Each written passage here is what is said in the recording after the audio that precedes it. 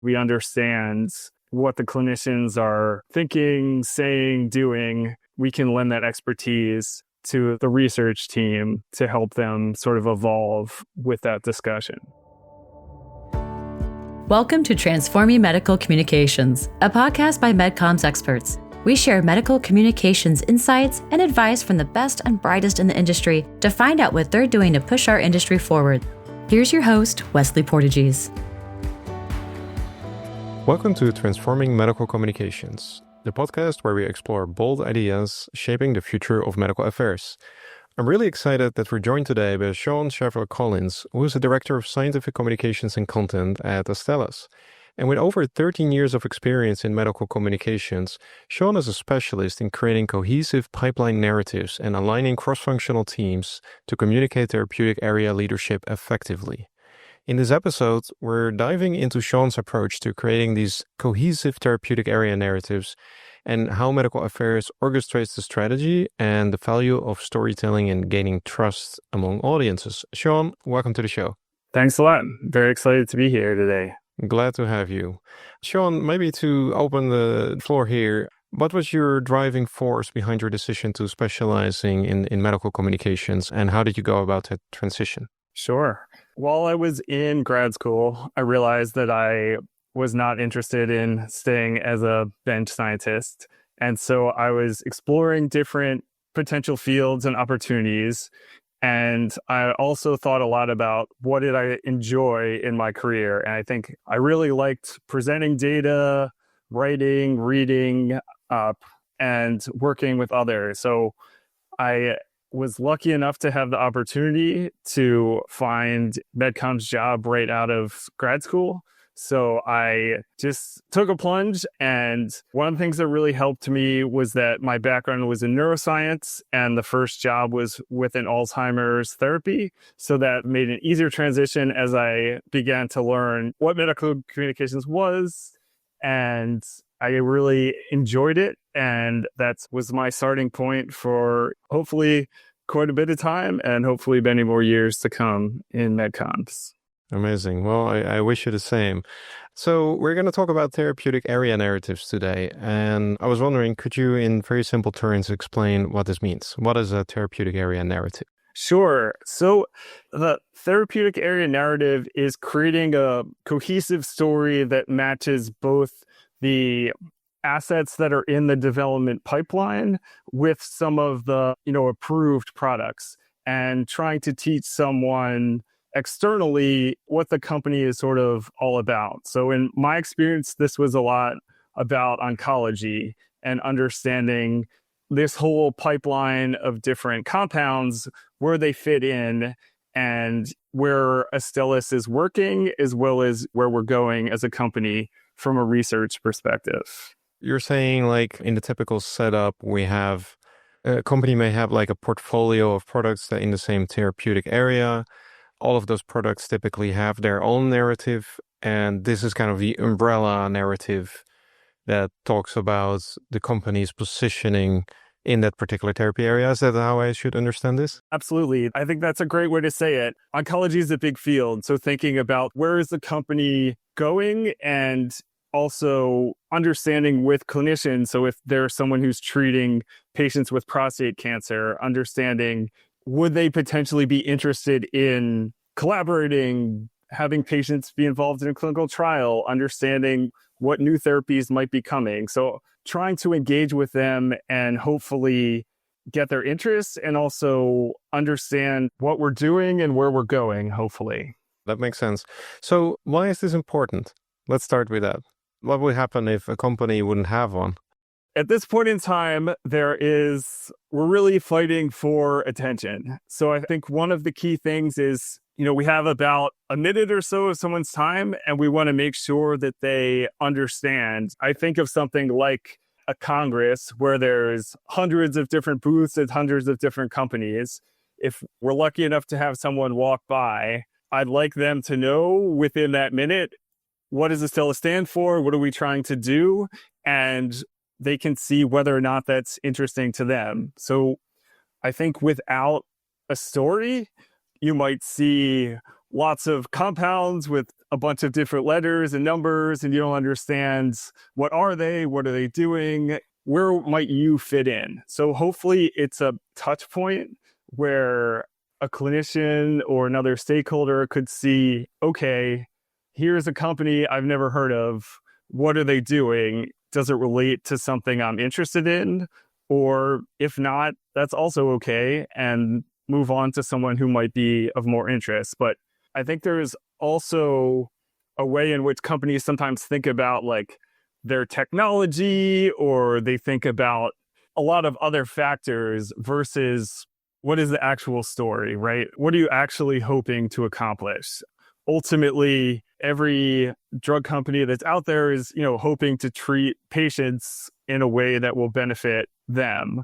But what is different between all these different companies, and where could you, making that decision, who to pay attention to, what makes sense, and where do you want to learn more, I think is another key area where hopefully you're interested in what I'm working on, what I have to say, and then we can hopefully build a relationship from that.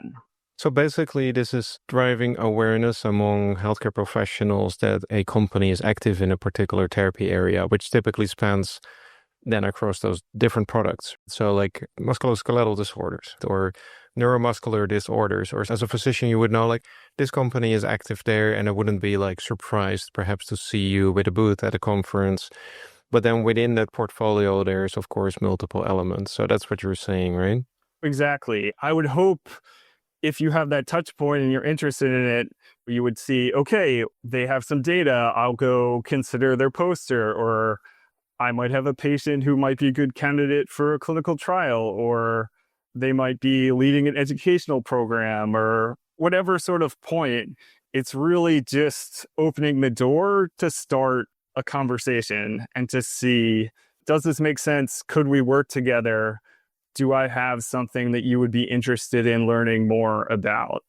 And I think when it fits well and when it's a good audience, then it's an opportunity to have a discussion, and which is good. I mean, there's a lot of companies, there's a lot of new therapies. We are competing for patients to enroll in our trials, and we're competing for attention, and we want people to interact with us and see our data, keep an eye on what's happening, and consider working with us.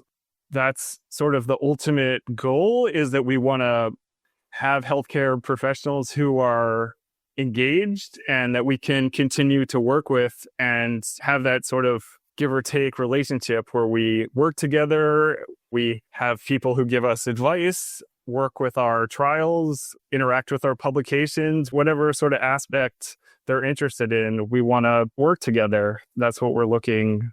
That makes total sense. So like basically, in order, if you want them to become like collaborators, you better have, I guess, some kind of reputation in that particular therapy area, which does not necessarily need to relate to one particular therapy within that area, but could basically be more across those different products.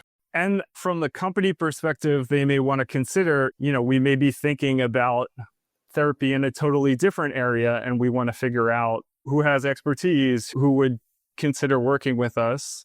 Or it may be entrenched and we want to say, okay, we think this is the new generation of therapies for, like you were saying, musculoskeletal disorder. Like, we have an idea, we have a new hypothesis of a new type of treatment, and we'd like to work with you. We'd like to understand whether it's a good idea, whether we're looking at the right patients, whether we're designing trials, all sorts of information that's always benefited by that collaboration.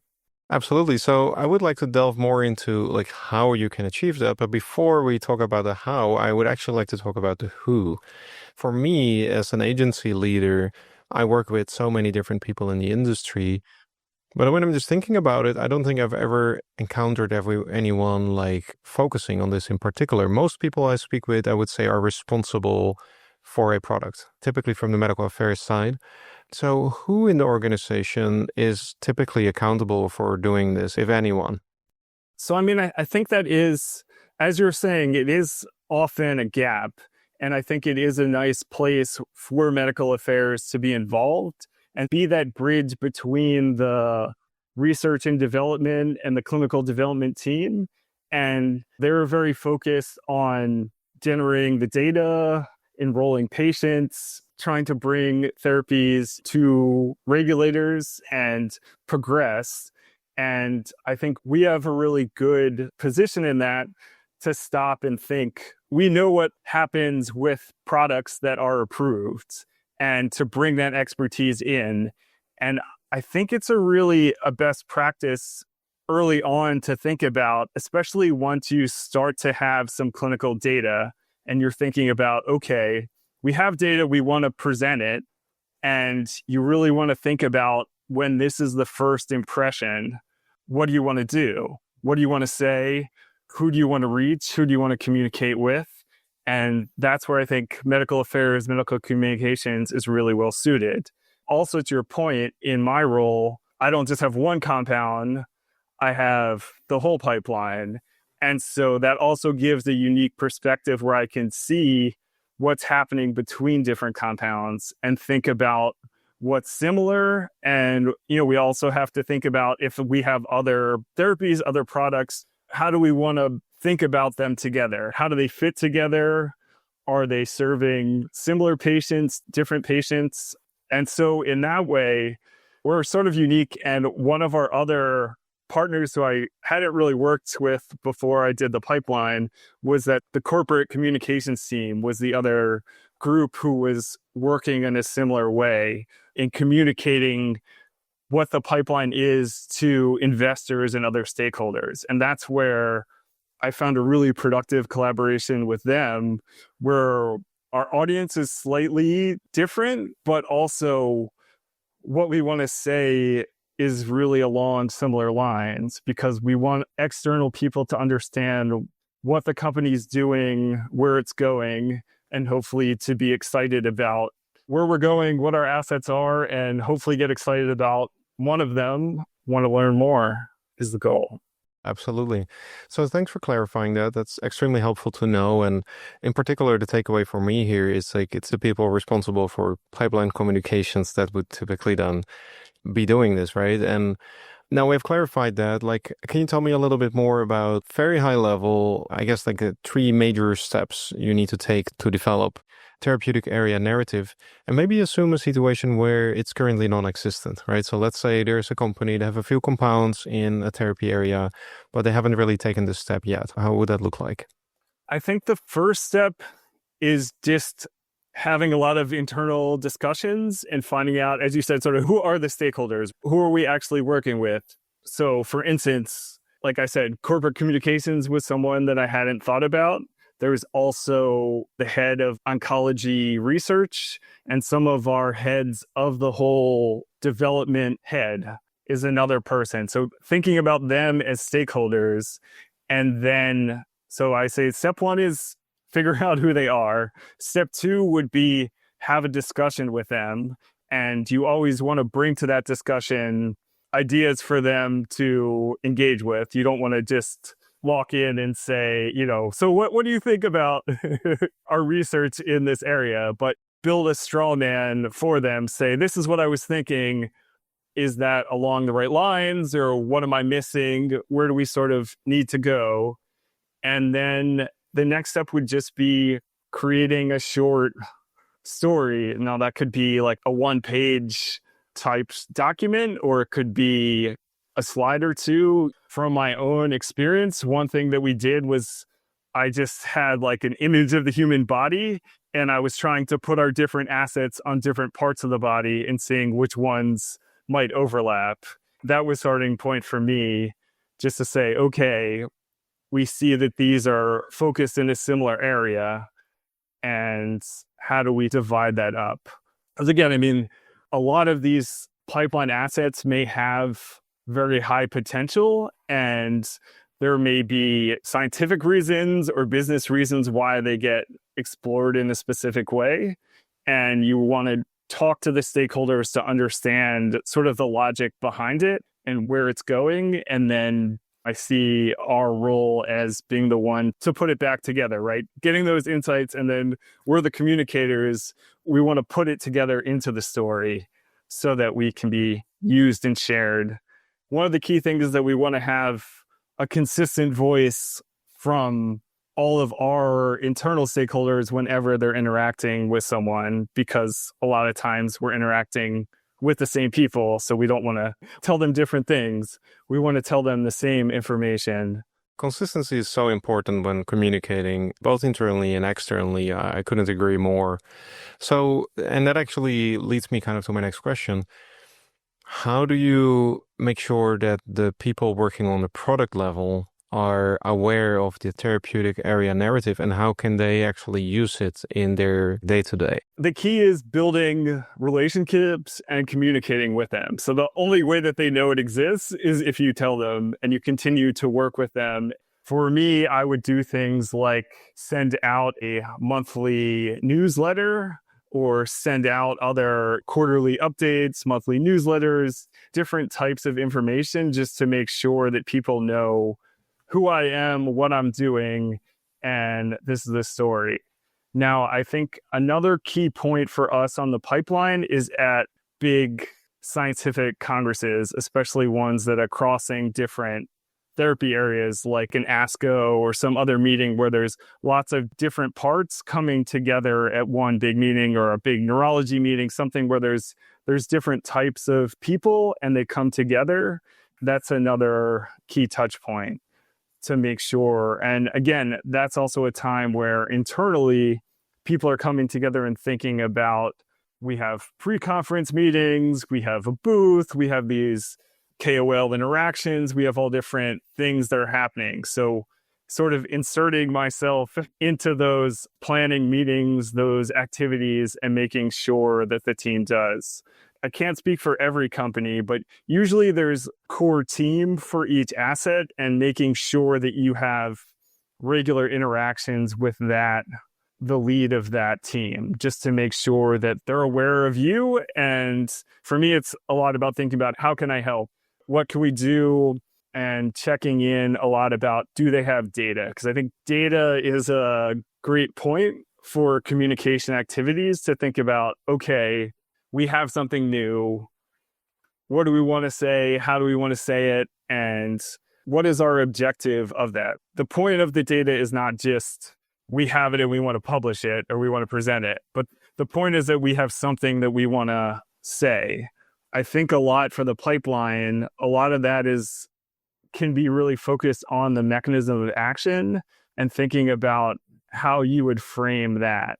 That's a point that I think is really good. And again, it's a point that changes from the preclinical research as they get into clinical data to say, we think this asset may work in a couple different ways, but then want to make sure that we're proving it in human patients that that's true. And so, for instance, one asset that I've been working on, we think there may be a direct mechanism, they may be an indirect mechanism through the immune system. There's different ways it could be working, and to parse out what are the effects and understand what they are, and then how would you describe it to someone? Again, because you may be pushing together many different scientific hypotheses. You want to clarify that in a way that someone can understand and know, okay, this molecule is doing this thing.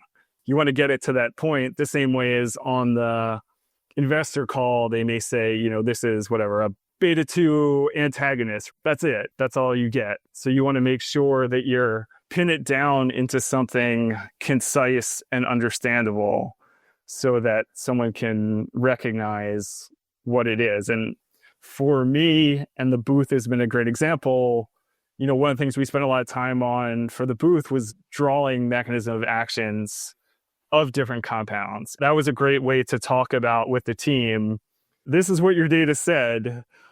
I tried to draw it.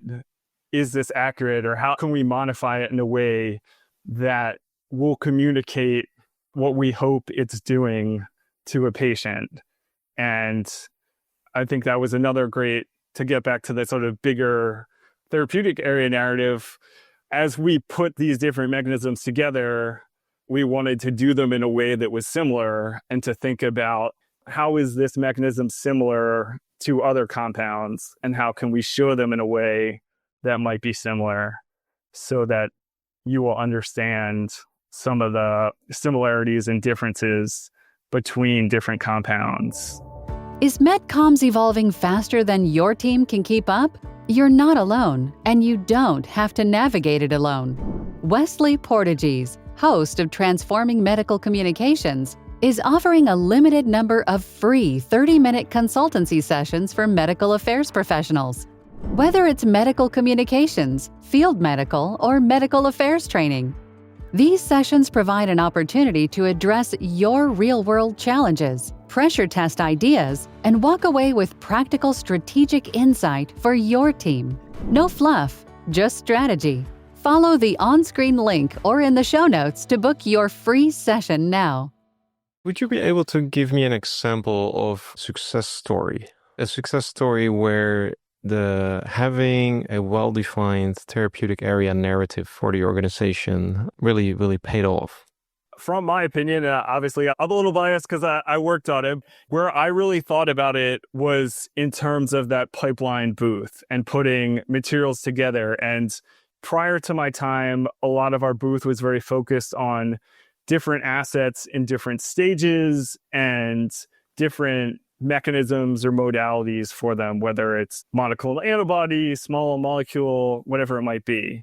And so one of the things that I think we did successfully in creating the pipeline booth was putting all the assets back together, as I said, like trying to put them on a body, trying to think about which ones are targeting similar types of cancers, and then moving them in that direction, creating the mechanism of actions together, and then putting it together into the booth so that someone could come and interact with it, and also repackaging that material in for MSL content to use them with the asset team so that they could use our mechanism of action when they talk to investigators and other people, when the market access team talks to payers. So taking the pipeline, trying to put it into a way that makes sense for the booth, and then reusing that, all that work that went into it to maximize into other types of assets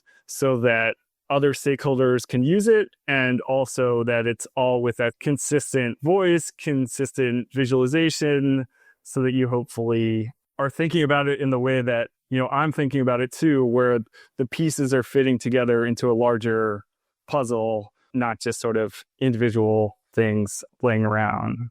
Absolutely. So it sounds to me that a lot of different people and groups are involved. In our recent medical communications landscape survey that we did among the industry, the actual number one priority and hurdle that was reported was cross-functional alignment. So I can only imagine that this is kind of tough to achieve. When it comes to that kind of cross-functional collaboration that you will need to have to get here, are there any examples of tools or resources that really helped you doing this, or frameworks for that matter? As I was saying before, I think one good thing to do is to take a step back and think about who are your stakeholders. They may be different than you think because I have my own manager and I'm part of my own medical affairs team, but you want to step back and think about who are the stakeholders and also who is the audience, right? So again, externally, within the company, there's all these different people doing different things, but ultimately we're all sort of talking to the same HCPs. And so we want to think about the HCPs as our audience. And then we want to think about, okay, who from our internal team is actually thinking about these external communications, and we want to work with them. And then we can use other people on the team. We may, for instance, a mechanism of action, we want to talk to bench scientists to make sure that they're happy with that mechanism, but they're not our key stakeholder who's defining the narrative. We want to leverage the expertise of individual people within the team, but keep it at sort of a higher level in terms of this story that we're trying to tell. Because as you were saying, everyone is busy. They have a lot else going on. Even though I'm spending all day thinking about this, they have a lot of other goals and objectives. So want to find a way to work with them. And for me, I found that getting everyone, all the stakeholders together into a workshop or something is really valuable. I mean, it's very hard to schedule and it's hard to get, probably can only get about 2 hours of everyone's time, but really making sure that you have everyone in that virtual room together, focused on this one task for a short time, I think is extremely valuable. And as everything, a lot of priorities, you send something around, somebody opens it, somebody doesn't, people say they don't know where, but really stopping, having a workshop where you have a very clear agenda and realistic expectations of what we're going to accomplish. And I think I got some really good feedback from that clinical development team. They never really sat down and thought about what do we want to communicate. They never actually thought about that because that's not really their job. So they hadn't thought about what do we actually want to say.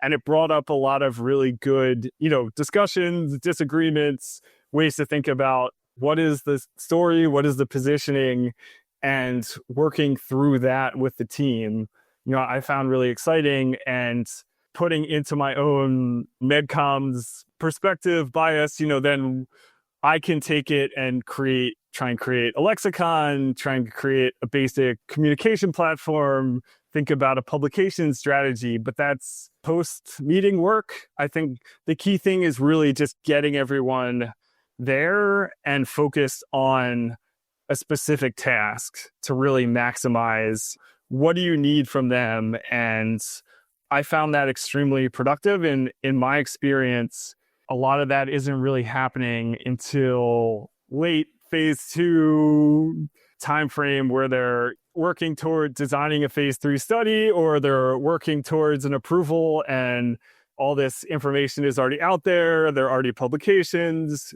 People are already enrolling patients. They have endpoints, but they haven't just taken a pause and stopped and thought, okay, what do we actually want to say? How do we want other people to see us, see our molecule, and see our company? I think that is a really valuable thing to do. So I would really recommend having a workshop. And I think for the pipeline assets, it's a good thing maybe once a year or so, just to stop and see, can I get the team together? Or if it's, broader, can I get all the people who are working on prostate cancer together and see, okay, we said these things last year. Is that still true? Or what has changed? What is the data telling us? Where do we want to go? And, obviously the therapeutic landscape changes, treatment guidelines change, and we just want to think about, are we still sort of on track? Does what we said last year still make sense, or do we want to change it? And then I think also in terms of assets maturing, it's really helpful to, as you get data, to build upon it. So, we said we were hoping this would happen, but when you get the actual data, what does it mean? What does the safety profile look like? What sort of information might be available in terms of dosing or convenience, or, other things you wouldn't necessarily think about? And how do you put that into your story? And how do you sort of enrich the story, again, in that broader company context of, we have these different compounds that are maturing at different times, often in a similar area. So do they make sense? Which asset should be a first-line therapy and which one should be a combination therapy, or for a different population? And, having those discussions and thinking about that, I think is really beneficial. And you just build a richer story as you go on. And sometimes in the course of the year, the asset, has failed, and the team disbands and moves on to something else. So I think you always want to have that dialogue and those touch points, and just making sure that everyone stays on track. Because I think, again, everyone is busy and not thinking about what we're hoping to communicate. And so we want to have that sort of specific lens. I think that's where medical affairs, medical communications has the value, because we understand what the clinicians are thinking, saying, doing, we can lend that expertise to the research team to help them sort of evolve with that discussion. Absolutely. Thank you for such a thoughtful and detailed answer on that. I think it's very useful for our listeners to understand how to go about it and also how to tackle the cross-functional challenge that a lot of people seem to be dealing with right now. Sean, I had so much fun discussing this topic with you. It's an extremely interesting topic, and I can definitely see how this can benefit so many different companies, and ultimately for the betterment of the industry and how we communicate to our audiences, HCPs and patients among them, right? So thank you so much for your time here today and sharing your insights. It was absolutely a pleasure to have you. Yeah, no, thank you so much for having me. It's great talking with you. Transforming Medical Communications is brought to you by MedComms Experts. To find out more about MedComms Experts and how we create some of the most cutting-edge medical communications programs anywhere in the world, visit www.medcoms-experts.com. And then make sure to search for Transforming Medical Communications in Apple Podcasts, Spotify, and Google Podcasts, or anywhere else podcasts are found. Make sure to click subscribe so you don't miss any future episodes. On behalf of the team here at MedComms Experts, thanks for listening.